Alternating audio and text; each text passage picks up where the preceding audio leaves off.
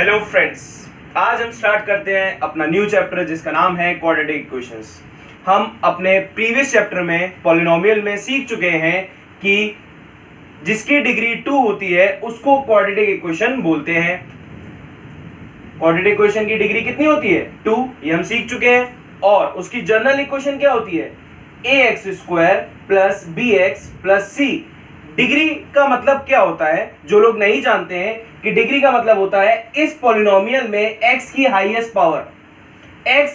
Power अगर 2 है इस पॉलिनोमियल में तो वो कहलाती है क्वाड्रेटिक इक्वेशन।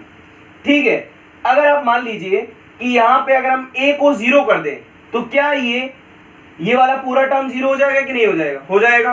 तो क्या x की हाईएस्ट पावर 2 रह पाएगी? नहीं रह पाएगी। तो इसका मतलब क्या निकल के आया कि a कभी भी 0 नहीं हो सकता। अगर a 0 हो जाएगा तो ये क्वाड्रेटिक इक्वेशन नहीं रहेगी। ठीक है, और a b c क्या है आप जानते हैं? a b c कोई भी रियल नंबर हो सकते हैं पर a 0 नहीं हो सकता। ठीक है, इतनी बात क्लियर हो गई। और आप ये भी जानते हैं कि जितनी उसकी हाईएस्ट पावर होती है या जितनी उसकी डिग्री होती है पॉलिनोमियल की, उतने ही उस पॉलिनोमियल के जीरोस हो सकते हैं। तो इस क्वाड्रेटिक इक्वेशन में कितने जीरोस हो सकते हैं? 2 जीरोस हो सकते हैं, है ना। आप जीरोस बोलिए या रूट्स बोलिए या सॉल्यूशन बोलिए, तो इसके कितने रूट्स निकल सकते हैं? 2 रूट्स निकल सकते हैं, या 2 सॉल्यूशन निकल सकते हैं, या 2 जीरोस निकल सकते हैं। इतनी बात क्लियर हो गई? जितनी उसकी हाईएस्ट पावर उतने उसके सॉल्यूशन। आइए देखते हैं अपना फर्स्ट क्वेश्चन। कह रहा है which of the following is a quadratic equation. इसमें से कौन कौन क्वाड्रेटिक इक्वेशन है और कौन कौन नहीं है, तो समझते हैं। आपको पता है क्वाड्रेटिक इक्वेशन होने के लिए ये क्वाड्रेटिक इक्वेशन होती क्या है? पॉलिनोमियल ही है। पॉलिनोमियल के टाइप्स है, डिफरेंट डिफरेंट डिग्री है, उस हिसाब से हमने नाम दे दिया। अगर डिग्री 1 है तो लीनियर बोल देते हैं, डिग्री 2 है तो क्वाड्रेटिक इक्वेशन बोल देते हैं। ठीक है, तो हमें पता है कि यहाँ पे क्वाड्रेटिक इक्वेशन होने के लिए x की हाईएस्ट पावर 2 होनी चाहिए। तो वो देखिए x की हाईएस्ट पावर 2 है। ठीक है, जो जनरल इक्वेशन वो क्या होती है? ax² plus bx plus c होती है कि नहीं होती है? ये आप सबको अभी सीखा है आपने। तो देखिए ये वाला टर्म तो मिल गया, bx वाला टर्म देखते हैं, वो ये है, ये भी मिल गया, प्लस c मतलब सिर्फ कांस्टेंट होना चाहिए तो वो ये है। पर ये वाला जो टर्म आ रहा है ये एक्स्ट्रा आ रहा है, तो ये क्वाड्रेटिक इक्वेशन बनने देगा? नहीं बनने देगा, तो ये क्वाड्रेटिक इक्वेशन नहीं हो पाएगी। आइए देखते हैं सेकंड क्वेश्चन। यहाँ पे x - 6/x = 3 दिया है। सबसे पहले क्या करें? एलसीएम ले लें। एलसीएम आएगा 1 और x का x, ये हो जाएगा x² - 6 = 3। तो क्या बन गया? x² - 6, x का इधर मल्टीप्लाई करा दीजिए = 3x, 3x को इधर ले आइए, तो x² - 3x - 6 = 0।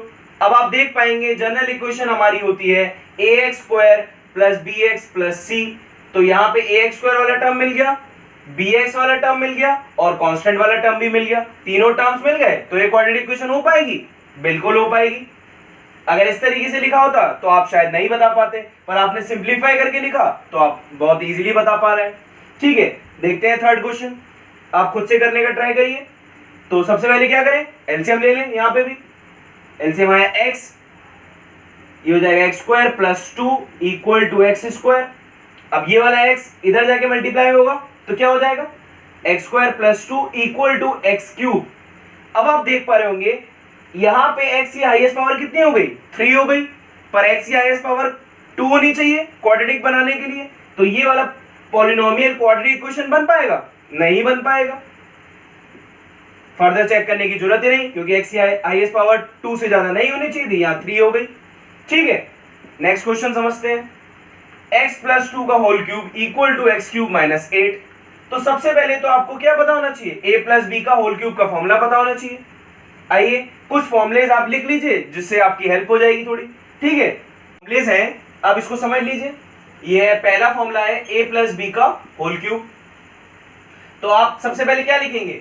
a³ लिख लीजिए, b³ लिख लीजिए और 3ab, और ब्रैकेट में लिख लीजिए प्लस वाला है तो a प्लस b, और सब में प्लस लगा दीजिए, यहाँ पे भी यहाँ पे भी। क्या किया? a³ लिखा, b³ लिखा, 3ab और ब्रैकेट में a प्लस b, क्योंकि यहाँ प्लस वाला था और यहाँ प्लस आया तो सब में प्लस लगा दिया। सिंपली आपने याद कर लिया। अब a - b का होल क्यूब लिखना हो तो क्या लिखेंगे? यहां पे फिर से a cube b cube 3ab और ब्रैकेट में क्या आएगा माइनस वाला है तो a माइनस b और सब में माइनस लगा दीजिए। इस तरीके से फॉर्मूला आप बहुत इजीली याद रख पाएंगे। अब दो फॉर्मूले और हैं, a cube plus b cube भी आता है, इसको भी याद रख लीजिए। तो क्या होगा a cube plus b cube है तो सबसे पहले तो यहां ले लीजिए a प्लस b और ब्रैकेट में लिख लीजिए a square b square plus का और माइनस का ab, ठीक है।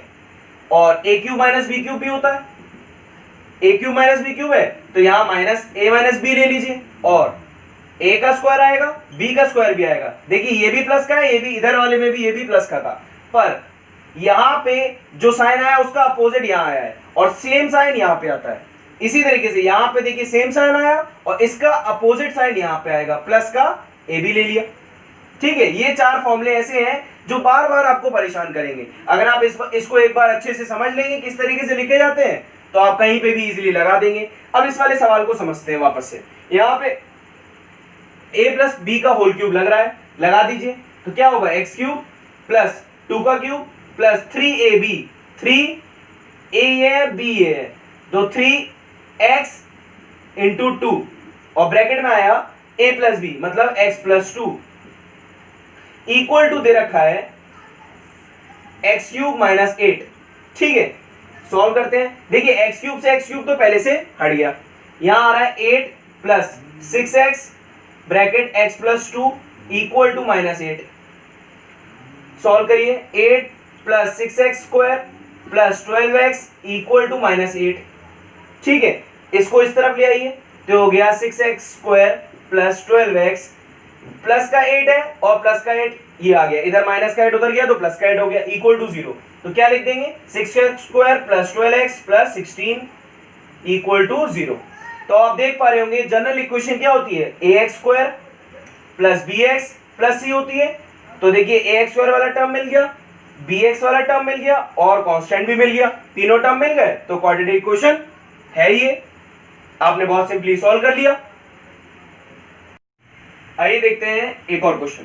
कह रहा है x plus 1/x square equal to 2 bracket x plus 1/x plus 3 quadratic equation है कि नहीं है। तो क्या करें, सबसे पहले a प्लस बी का होल स्क्वायर लगा दीजिए यहाँ पे।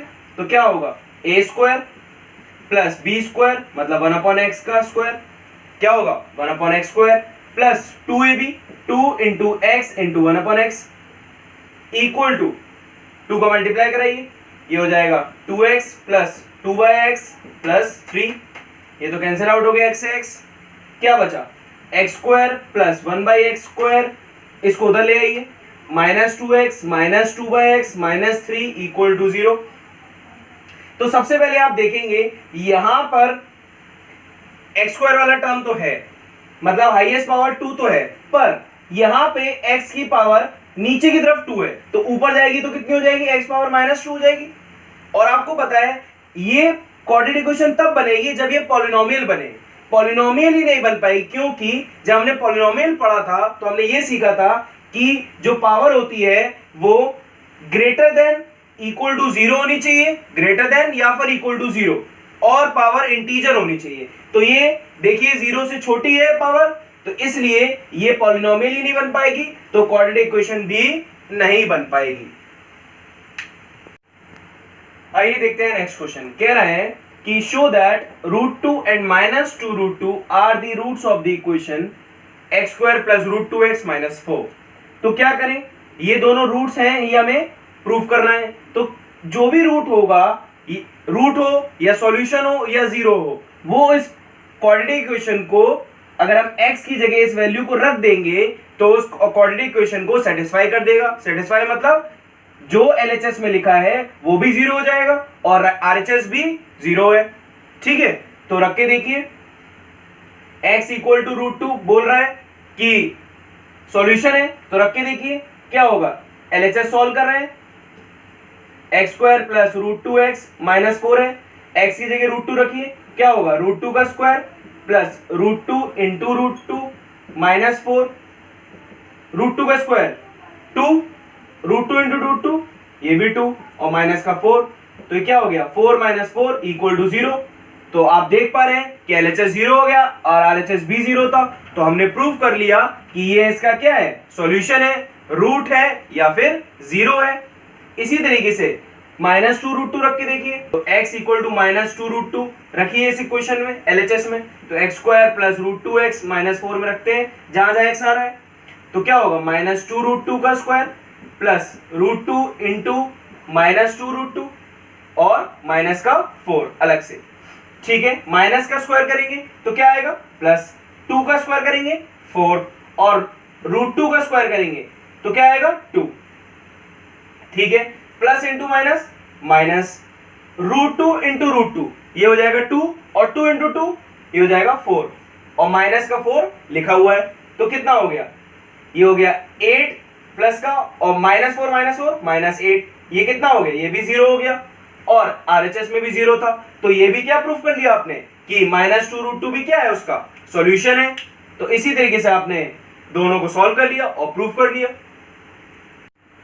आइए देखते हैं नेक्स्ट क्वेश्चन। नेक्स्ट क्वेश्चन कह रहा है find the value of k for which x equal to 1 is a root of the equation. ये जो इक्वेशन दी है क्वाड्रेटिक इक्वेशन, इसका रूट है x इक्वल टू 1, तो x इक्वल टू 1 रूट है, तो इस इक्वेशन को सेटिस्फाई करेगा, तो x² plus kx plus 3 equal to 0 को सेटिस्फाई करेगा, जहां जाए इक्वल टू 1 रख दीजिए इस पूरी इक्वेशन में, जहां जाए x आ रहा है, तो क्या होगा 1 का square plus k into 1 plus 3 equal to 0, 1 का square 1 plus k plus 3 equal to 0, तो k प्लस 4 इक्वल टू 0, तो k की वैल्यू कितनी आ गई, -4 आ गई।